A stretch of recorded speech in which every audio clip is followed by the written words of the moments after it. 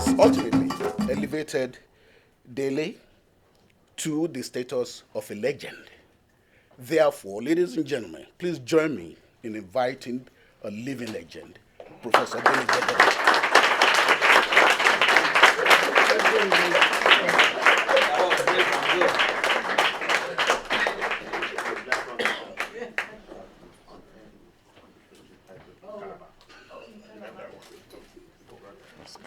This discussion.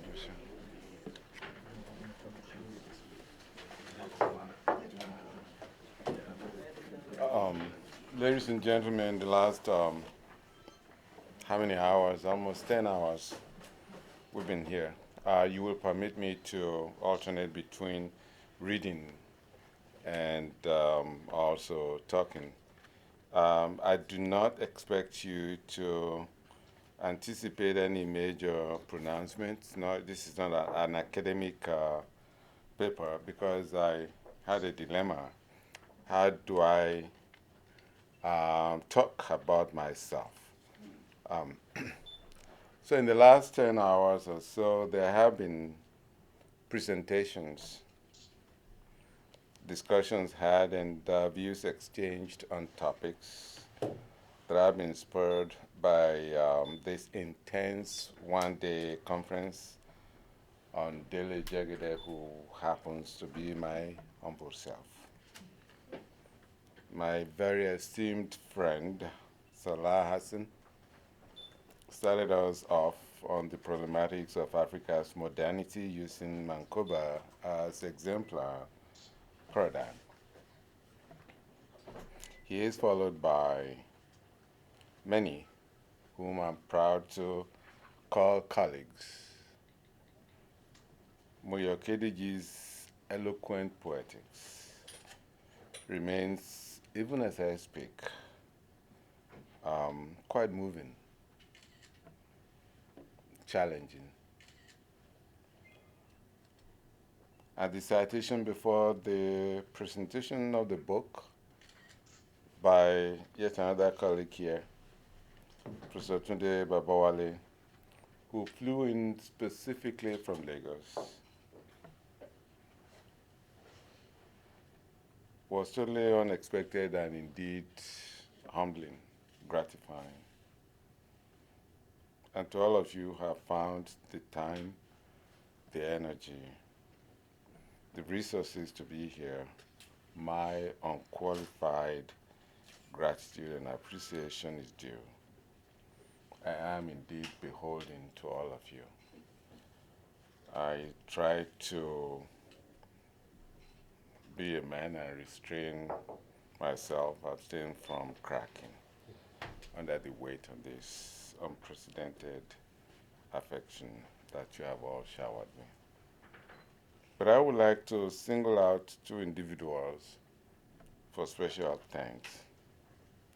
My wife, Dele Jegede, who does not capitalize, who does not put our names in small letters.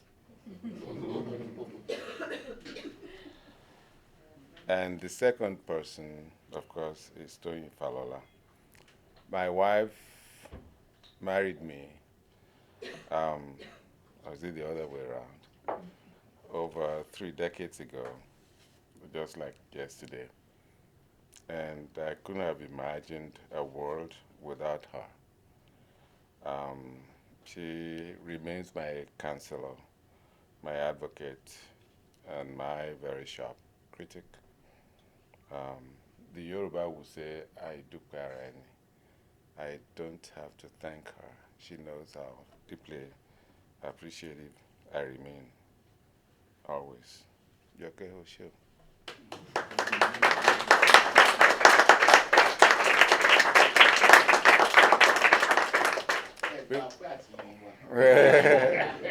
Before I go to Professor Toyin Falola, I'd like to also single out two individuals. I'm not sure Gbenga Agbola is here. He drove specifically from Houston for this. He's a non-artist, which is why I'm doing that. The second person is also a non-artist. a person who, through his act, has really shattered my myopic conceptions about people, and a man who is very generous to the core. Like I said, he also is a non-artist. Ben Bosa is the guy who is pointing the camera at me. Would you please acknowledge Ben Bosa for me?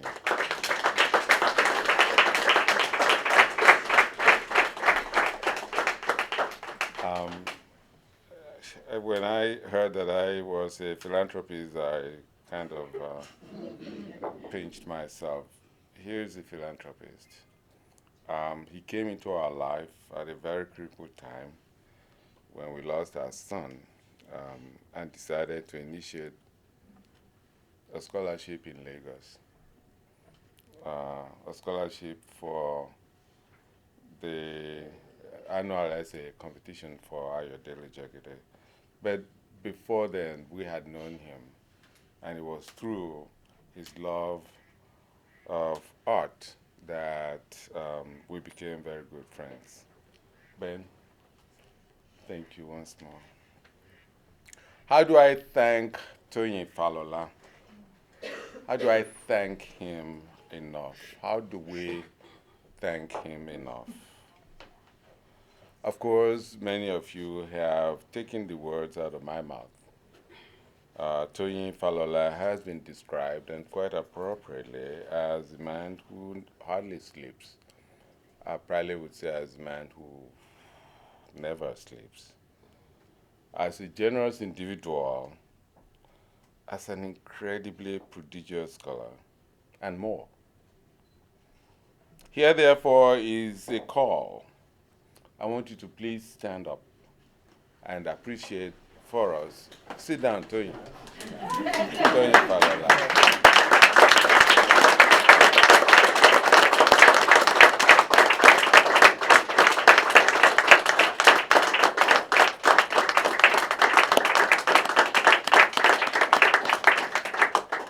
Thank you. In the construction of a canon, we are witnessing, and I would want you to take me out of the picture, if you may. We are witnessing a new initiative, one that if we were to have the opportunity to come back in about 100 years from now, might really grow into something phenomenal. The history of art, the story of the history of art, the story of the history of African art history started by those who had passion for Africa and African art and history. The history of African art has been in the debt of a myriad of disciplines, including anthropology, sociology, you might say, history, linguistics. Now we are witnessing through the incredible foresight of a single individual the initiation of a canon, the initiation of what I think would be something that inserts for him art into the history that he has mastered so superbly. I was scared on our way from the airport yesterday when our very young friend, Michael, we were discussing, he was the one that came to retrieve us because it was raining. And I was told that we brought the rain. It doesn't often rain here in Austin. And apparently Michael wasn't too familiar with who this conference was all about. And I had no idea, he had no idea. And so we were talking, and I said, and he asked, do you know the person? He asked, do you know the person who this is all about? And I was a little taken aback. and I said, sure, that I am. And he said, you are? He thought that this was a renowned person, no doubt about that, who now is being celebrated, presumably after he's passed on, by his peers. And so I would want to blame Toyin for that impression. And Michael, I'm here. Um, but as we were at the whatever you call the reception, which happened to be Toyin's place yesterday, there was something that happened also, which was beyond my expectation. There was this music. I don't know how many of you, a few of you who were in the room probably heard. And if you speak Yoruba, so much better for it. Of my Oriki. Oriki is what is it? The cognomen, the family kind of chant genealogy. And when that was put into music, and this was something that Tony did, completely out of, well, I was going to say out of norm, but this is a norm being created. So I guess this will be part of it now. Like the Yoruba would say, Orimi wu, literally my head. Oh, it's already big.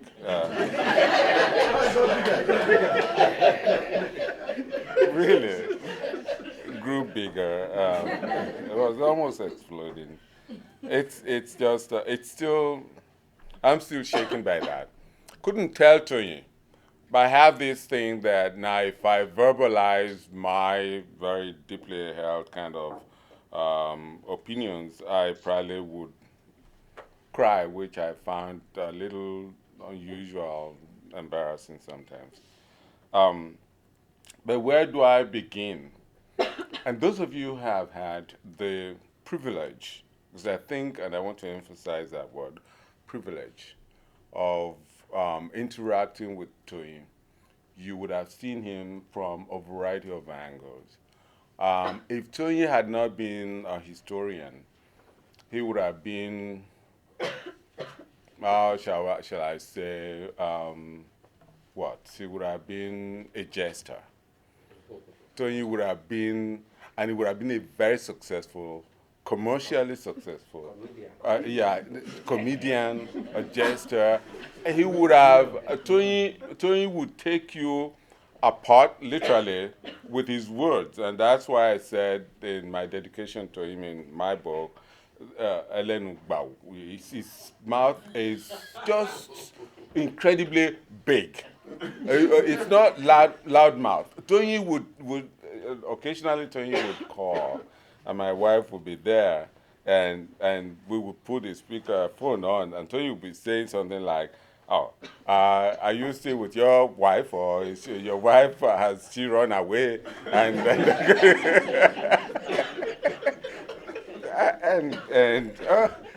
and he may have done that to you. He's so gifted. This is what I'm trying to emphasize. And that gift, if Tony had not been a comedian, of course, what was I going to say? That he would have been an author. Is that not, a stupid kind of idea already? But yeah, Tony would have been what? A taskmaster. He is. He's brutal. Look, all of the things you said that are positive about Tony, you've maybe out of the generosity of your heart, kindly missed that, kindly left that out. That Tony is brutally, imperialistic. Efficient is efficient. In a positive light, yes. Brutally efficient. He is a task master. He is like, a cat herder. Tony drives you to the goal that he would have identified before you started. And you would have seen that, no doubt. You would have seen that even when he said you were chairman. It would take your chair away and override. If you're not careful, you're sitting on the floor because he has that goal that he wants to accomplish. How do you explain? Recently, there was, and those of you who are members of the USA Africa Today, you would know. You would have seen that. And if you're not subscribed, I would encourage you to. I often wonder, who is this person who populates my mail? I mean, it's Toyin Falola. About 80% of my mail per day is USA Today. And you have people who attack themselves positively, often, occasionally with barbs and things that you cannot. And Toyin, even when others said, look, the moderator should step in here, Toyin would not. And when you least expected, Toyin will come in and tell you, if you continue, you're out. I wonder how I cannot cope with the torrent of mails that I receive. How does he? And still have time to do other things. I don't know. I asked if one of our, and Toyin would call you. If you have anything to do for Toyin, you can be sure he's going to call you, maybe in the middle of the night, and he would be asking, Shesuni, are you sleeping? No, I'm not.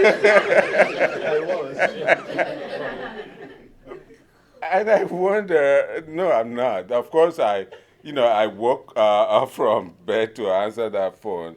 And then he would keep the conversations to the point. Very efficient, really. And also in his mail, Toyin projects this image of a very meek, very submissive, protocol-conscious person. Dear sir.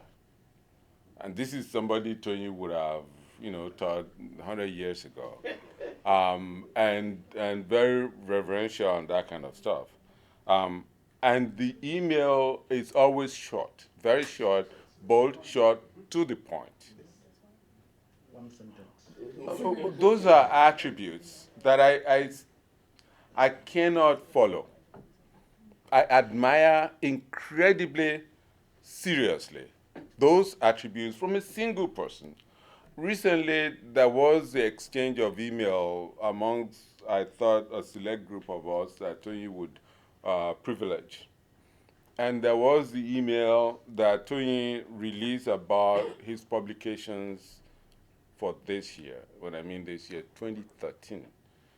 He listed 7 books that have been published already.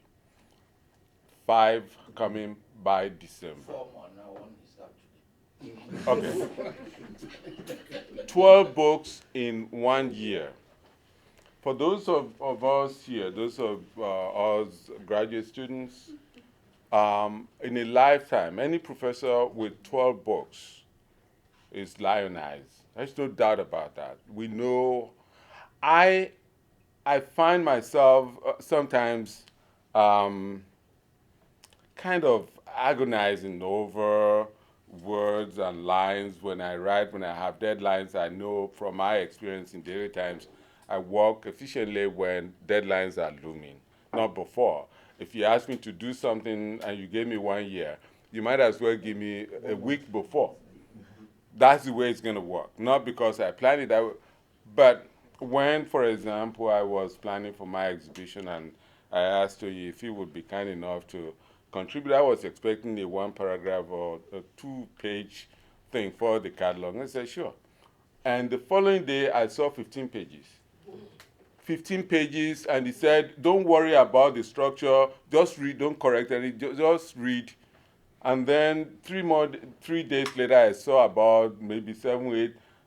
I was myself the artist. I had not even started, and in the end, I did not write for myself as much as what Tony wrote within a time that's much shorter, far shorter than what I did. I can't explain that. I cannot. And then networking. this morning when we were coming, he gave myself and my wife a ride, and I was asking, Toyin, how do you cope? How do you do this? And he said he loved work. That should have been apparent to everybody here, that he loves work. It is not that he's in the university. If he's not in the university, he'll be somewhere else doing what he's been doing. Toyin, here is somebody who has always been doing the incredible.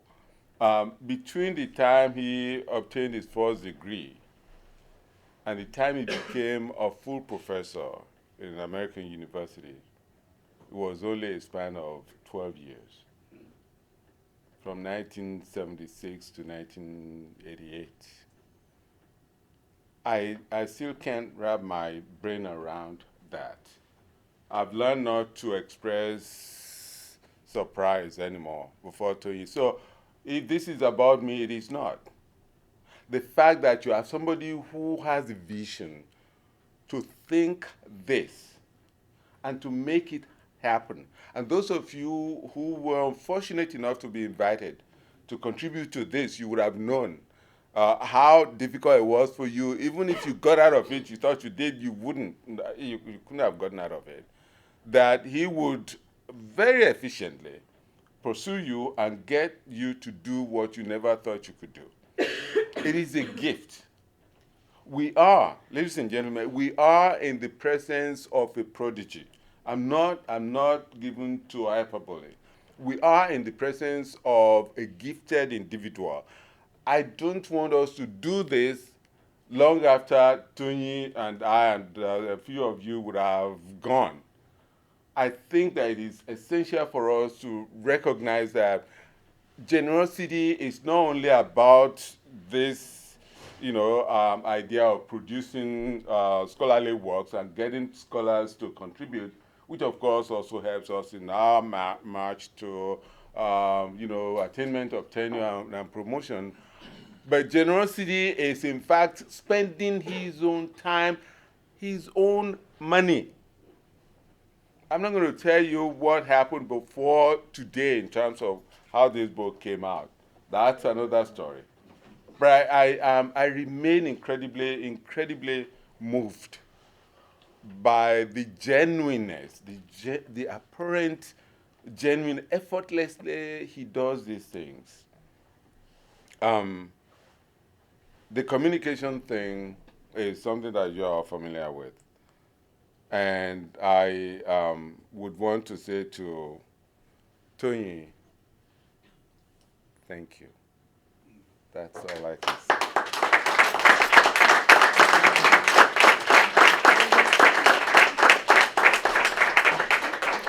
In 1986, I was 41. In 1986, I had one wife. I still have that one wife today. In 1986, I was in my 10th year on the faculty of the University of Lagos. In 1986, I had been cartooning for about 14 years, save the 4-year sojourn in the United States. In 1986, General Ibrahim Badamasi Babangida was in his second year as the new military despot. It had been only 3 short years since Babangida's predecessor, another military tyrant, General Muhammad Buhari, toppled the reluctant civilian president, Shehu Shagari. In 1986, at the National Theatre, I had my 6th solo exhibition since leaving Zaria 13 years earlier. It was my first solo exhibition since defending my dissertation at Indiana University in 1983. For me, as a professional artist, art scholar, and socially alert citizen, this was a turning point. Like many others of my generation, it was impossible to abstain from ruining the Nigerian situation then. In 1986, I captured the mood of the nation from my personal perspective in a thematized exhibition, Paradise Battered. A few months ago, I took another look at what I wrote, my manifesto, so to say. And I found that nothing much has changed in the situation that I deplore bitterly in the exhibit, in the accompanying catalog. If it were possible for us to turn up a notch or 2 degrees the intensity of the deprivation that was beginning to characterize the average Nigerian person at that time, we would then realize that relative to global developments and national aspirations, Nigeria of today is indeed in a much worse situation than the one that captured my imagination then. Permit me to share some of my thoughts with you as I sought to draw attention to the impending social malaise in 1986. Quote, Paradise Battered, the title of the exhibition, proceeds from the stand that our heaven is our earth, that paradise does not exist in illusion, in that visionary world of dreams and blissfulness. But as recent events have proved, this paradise has been so assaulted, so battered, vandalized, and looted, and by Nigerians themselves, that whatever indignation our colonial beginnings may have rightly entitled us to is immediately annulled. We have no moral justification to harp on our colonial past when we are still in a colonial present.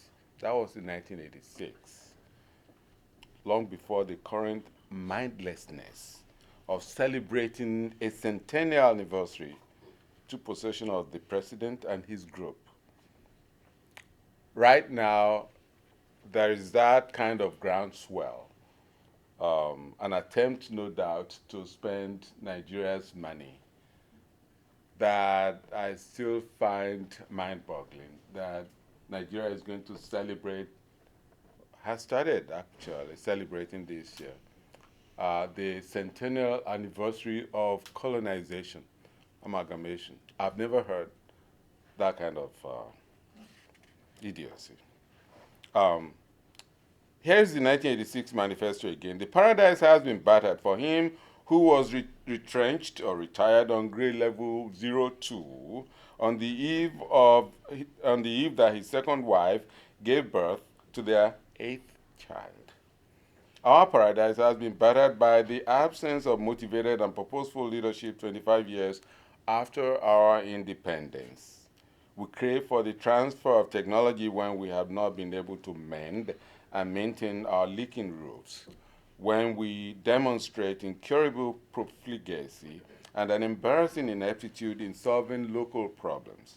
The result of a battered paradise manifests itself in the benumbed demeanor of the downtrodden, who, with bloodshot or yellow-fevered eyes, erect shanties and personal cathedrals to their gods, only for a hibernating council bulldozer to launch out and chew up.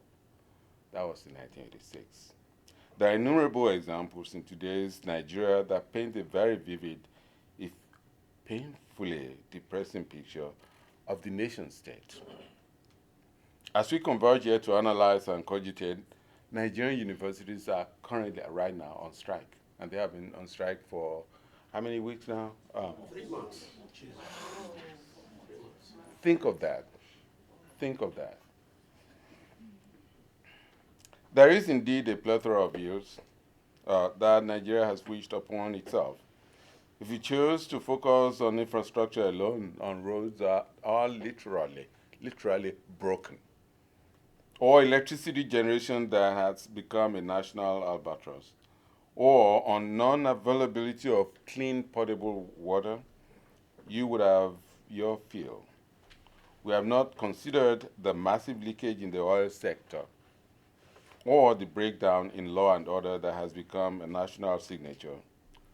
Boko Haram, the news was yesterday that Boko Haram, a single day harvest, 89 Nigerians were slaughtered in one fell swoop in the northern part in Borno State.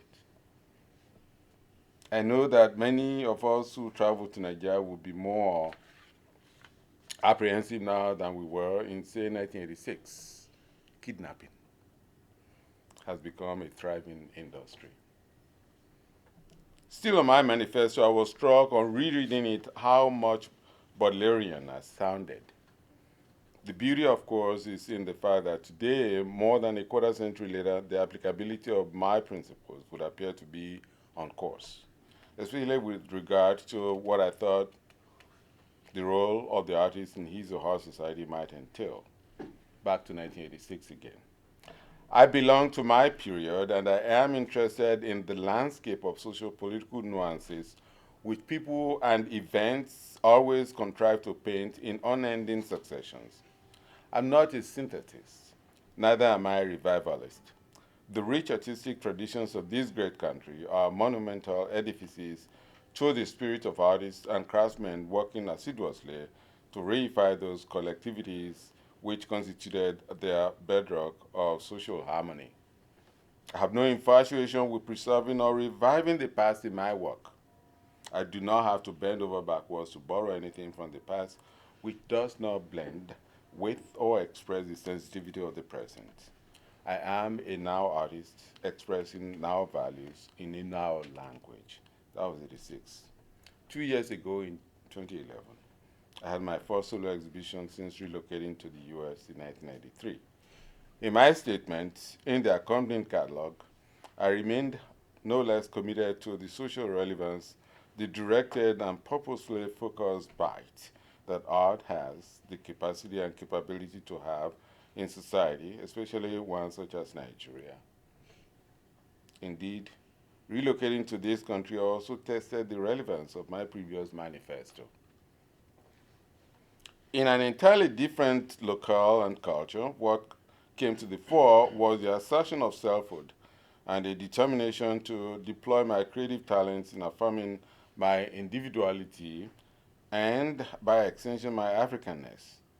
I was determined that nothing I do will contribute to my own marginalization or the demeaning of my ancestry.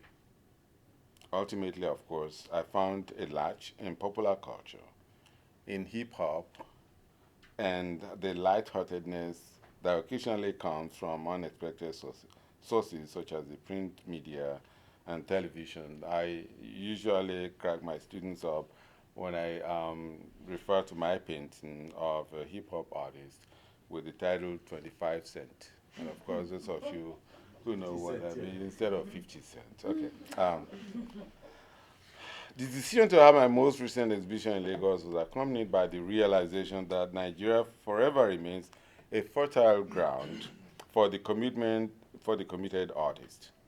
A good part of the body of work that I created during this time was focused on Nigerian issues, politics, and especially the depressing situation in the Niger Delta, where international companies continue to wreak havoc on the land and the peoples of that area with the connivance of the Nigerian government. Here's my 2011 statement. My art is cathartic. It is an environment of my personal aesthetics, an articulation of the pangs and anxieties, the socio-cultural bemusements and conflicts, and the political conundrums and economic predilections that have continued to assault my sensibilities as a diasporic citizen. In recent decades, my creative temper has become increasingly apathetic to the production of art that cosmetizes. The social, intellectual, and emotional tensions imposed by voluntary exile, the contradictions inherent in living in an adopted home but incapable of or unwilling to sever the umbilical cord to my ancestral roots are confronted, addressed, but remain unresolved in my art. My canvases function as receptacles, archives for deeply personal visual soliloquies that are uttered on those occasions when the need for visual pungency trumps the desire for the promulgation of beauty. In other words, my art is not about projecting beauty. It's in the eye of the beholder, after all. You may not like it. If I like it, that to me is the essence. In the two intervening decades since my voluntary peregrinations, my work has become a platform for parsing the anguish that is a concomitant of the aborted dreams that Nigeria emblematizes. From the Niger Delta imbroglio to the government's shocking tepidity in responding to the massive environmental degradation that has become a perennial issue, to the political charade in which political actors outcompete themselves in plundering the collective wealth, Nigeria has become, or should become, the politically sensitive artist's canvas. In contributing to the efforts to conscientize the citizenry to the squandering of Nigeria's human and natural riches, and in stemming the promotion of um, of the collective, I think the artist owes the country um, a debt. A mere 6 years after Her Imperial Majesty sutured the two protectorates of southern and northern Nigeria into what would, under the administrative watch of Lord Lugard, become Nigeria, a 38-year-old man from Ijebu-Ode sailed to Europe in pursuit of a dream that had by then become an obsession. The heroism of Aina Onabolu, the purveyor of Nigeria's modernism, has engendered an inordinate amount of literature, and rightly so, which revolves around two central axes of image and nation. Many scholars, foremost among whom is my irrepressible Ekiti friend and the intellectual oracle of Nsukka, Olaoloidi, have constructed inspiring narratives on modern Nigerian art using Onobolu as the exemplar pivot. But beyond our attempts at historicizing Onobolu, so much remains to be written, particularly with regards to creative activism, which, as we all know, is central to our gathering here today. For a man to have single-handedly initiated and sustained the introduction and teaching of art in select high schools in colonial Nigeria was perhaps the very first act of heroic activism. He pursued the goal even when the odds were greatly against him. The colonial administration, for example, on the one hand, had no illusion about its mission. In the scheme of civilizing the natives, a key objective was how to enforce compliance with Her Imperial Majesty's laws. Learning to read, write, and produce local interpreters was certainly regarded as loftier by far than training children of idol worshippers how to become modern artists. On the other hand, Onobolu faced challenges, even if subtle and incoherent, unarticulated, from his own society, which did not accord art any serious recognition. Thus, I am, indeed all of us who are artists or art scholars from Nigeria are, beholden to Aina Onobolu's vision and creative activism. Belonging to this pantheon of creative activists in is Nigeria's first preeminent cartoonist, Akinola Lashekan. Indeed, Lashekan, or Lash, as he was popularly called, was an accomplished painter in the realist mode, a publisher and political cartoonist who believed fervidly in the politics of then NCNC, of which his mentor, Dr. Nnamdi Azikiwe, was the eminent leader. Using Dr. Azikwe's West African pilot as his platform and overcoming the obstacles that publishing simple line drawings presented at that time, Lash set the standards in the acidity of his cartoons. A critical ingredient in the arsenal of any artist of integrity is imagination. It is akin to the criticalness of an idea which aerates powerful visions of nationhood, infusing it with a desire to mobilize the citizenry towards the attainment of fictive subjectivities. Imagination encapsulates the abstract imperatives that are inherent in the creation of image and the development of nation state. It inspires compelling dreams around which cascading nuggets of ideas coalesce and spurs individuals to creative heights that often produce historical monuments. Whether viewed from an imaginary prism or from the outposts of realism, imagination is the DNA of our norms and ethos, our politics and footprints, our cultural integrity, and our collective endowment. The absence of imagination stifles cultural growth and certifies a robust embracement of those ideals that foster pride. I would go on to talk about, and I want to compress that because I have the privilege of not having somebody show me the card. I want to be mindful of how much time we do have. I would go on to talk about the problems of migration, the issues that were attendant upon having our national treasury, our national art collections in the U.S. And you see that in museums, and you wonder how did they get here. I'm talking about those traditional things now. I often express surprise at who offered visas, who approved visas to those masks and those sculptures. Are they the same old, the same customs people who normally would always want to deprive me of my cola nuts on my way down to the U.S.? Who? Well, yeah, or crayfish, or Maggie cube. And yet you have the most impressive sculptures from your hometown here, any museum. How did that happen? Some centuries old. Yeah. How did that happen? And when we talk about collecting, who are the collectors? What parameters do we use in collecting? These are issues that we can discuss. I don't want to get worked up on that. I went into that, but I also said that it's not only our national treasures that are here. Our scholars, they are here. They're all here. I have Sylvester here. I have Victor. I have Wale. I have, please show up. I have Tulu. Of course, Smooth. Who else? We have an Oh, yeah. They're all here. Toyin is here. These are national treasures.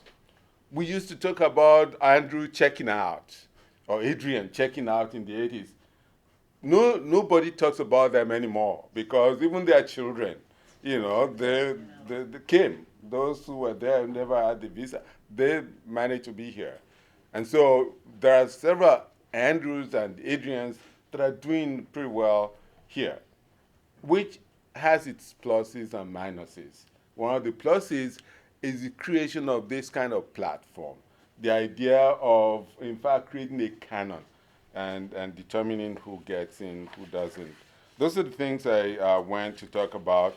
And in the end, the global visibility that came with that.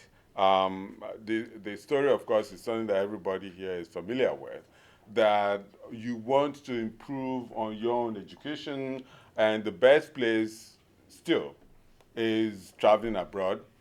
If you're able to get to the US, the better. And now, more than ever, now that Nigerian universities have become not 2, not 3, 5 for penny. Okay, and I'm not intent on denigrating them because there are some scholars who are still doing phenomenal work. But by and large, the standards this is a personal opinion, the standards, and this is from what I know, the standards in our educational institutions in Nigeria could be better. Let me be diplomatic and leave it at that. And so let me conclude. As this august moment has revealed, however, it is one thing to create. It is yet another to characterize or narrate. And here this reminds me of my popular proverb, which of course is a proverb that has been popularized by the eminent literary giant Chinua Achebe, that until the lions have learned to have their own writer, their own historian, the story of the hunt will always be written by the hunter. Until Africans have learned, and Sylvester is doing a marvelous job in that. Moyo, did I mention Moyo? I didn't. Moyo is also one of those who are, the Andrew, who's grown old here in a foreign land now, like me.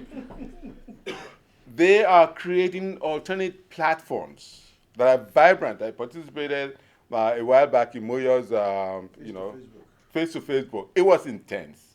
It was intense. If you are not conversant, you would be left behind. Those are alternate platforms that are thriving.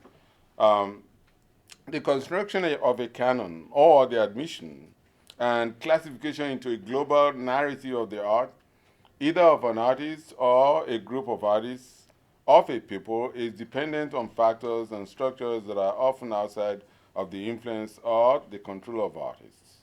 This event, which was imagined, organized, and realized by a historian, exemplifies the fluidity of boundaries and the advantages that can accrue to artists, especially at the global level. At the onset, the evolution of African art history as a field owed much to a multitude of disciplines, ethnography, history, archaeology, and linguistics among them. But the times, they are changing. There's no better index of such a change than what has just happened here, with Toyin Falola, perhaps the preeminent global historian, marshalling a pace and initiating what I'm hopeful will become a global initiative. Thank you very much. Before I end, I also want to single out the crop of young scholars in the making who are here. Salah was the one who made that observation. I want to also support that. I am awfully proud of what I've heard, what I've listened to, and the participation from UT. This is phenomenal, and I thank you very much. I hope our paths will cross, and at some point, not if not physically, but at least in scholarly terms, and that we will continue to make this particular engagement, and I can only wish you the very best. Thank you very much.